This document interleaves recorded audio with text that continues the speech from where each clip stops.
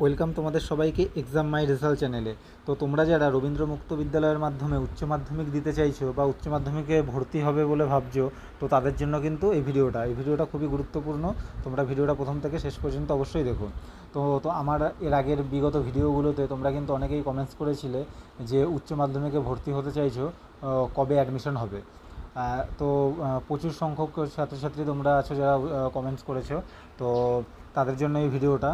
তো আজকে তোমাদের জানিয়ে দেবো যে কবে থেকে ভর্তি শুরু হয় প্রতি বছর উচ্চ মাধ্যমিকে, এবং এর জন্য এজ ক্রাইটেরিয়া, তারপর কত পার্সেন্ট নাম্বার প্রয়োজন হয় সায়েন্স আর্টস কমার্সের জন্য, সমস্ত কিছু কিন্তু জানিয়ে দেবো।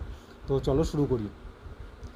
দেখো, রবীন্দ্র মুক্ত বিদ্যালয়, এখানে যারা রেগুলার স্কুলে পড়াশোনা করতে পারে না, অনেকে হয়তো অনেক বছর আগে পড়াশোনা ছেড়ে দিয়েছে বা কোনো কারণে হয়তো মাধ্যমিকে ফেল করে 1 বছরের জন্য পিছিয়ে গেছে, তারা রবীন্দ্র মুক্ত বিদ্যালয়ের মাধ্যমে মাধ্যমিক পরীক্ষা দিয়েছে।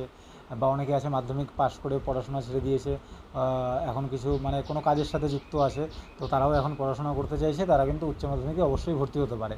উচ্চ মাধ্যমিকে কিন্তু প্রতি বছর একবারই ভর্তি হয় এবং একবার পরীক্ষা হয়। মাধ্যমিকে যেমন প্রতি বছর দুবার পরীক্ষা হয়, জুন মাস এবং ডিসেম্বর মাসে, এবং ভর্তিও জুন ডিসেম্বর সেশনে। আর উচ্চ মাধ্যমিকে কিন্তু একবার। উচ্চ মাধ্যমিকে ভর্তি হওয়ার পর 2 বছরে পরীক্ষা দেওয়া যায়, ঠিক আছে। সর্বাধিক 5টি করে বিষয় 1 বছরে, এক একটা বিষয়ের মধ্যে 2টো করে পার্ট। তো চলো শুরু করি। দেখো, আমি যেই রবীন্দ্র মুক্ত বিদ্যালয় থেকে একটা নোটিফিকেশান ডাউনলোড করেছি, যেই নোটিফিকেশানটা কিন্তু গত বছরের রবীন্দ্র মুক্ত বিদ্যালয়ে উচ্চ মাধ্যমিক ভর্তি কোন মাস নাগাদ হয়েছিল সেটা তোমাদেরকে একটা স্পষ্ট ধারণা দেওয়ার জন্য। এটা শুধু গত বছরই না, মানে প্রতি বছর এই টাইমেই কিন্তু ভর্তি হয়, ঠিক আছে। তো এই একটা প্রুফ হিসেবে তোমাদের সামনে তুলে ধরছি, যাতে তোমাদেরকে কিন্তু বোঝার সুবিধা হয়ে থাকে। আমি চাইলে এটা ডাউনলোড না করে আমি নিজেও এমনি বলতে পারতাম, এটা দেওয়া কি তার মানে তোমরা কিন্তু কনফার্ম হতে পারবে যে শিওর এই মাস নাগাদই ভর্তি হয়, ঠিক আছে। তো দেখো, এটা হচ্ছে গত বছরের 12/8/2024। এখানে বলা হচ্ছে notice for online admission of উচ্চ মাধ্যমিক বা হায়ার সেকেন্ডারি 2024 সেশন। এবছর যেটা হবে সেটা হচ্ছে হায়ার সেকেন্ডারি 2025 সেশন, ঠিক আছে। এখানে বলা হচ্ছে উচ্চ মাধ্যমিক 2024 admission online process will be starting on 14/8/2024 থেকে 17/9/2024 পর্যন্ত, ঠিক আছে। তো দেখো, এটা হচ্ছে এখানে বলা হচ্ছে সম্পূর্ণ ভর্তি প্রক্রিয়াটা কিন্তু অনলাইন প্রক্রিয়ার মাধ্যমে চলছে অনেক বছর ধরে। তো এবছর 2025-ও কিন্তু অনলাইন প্রক্রিয়ার মাধ্যমেই ভর্তি প্রক্রিয়াটা হবে।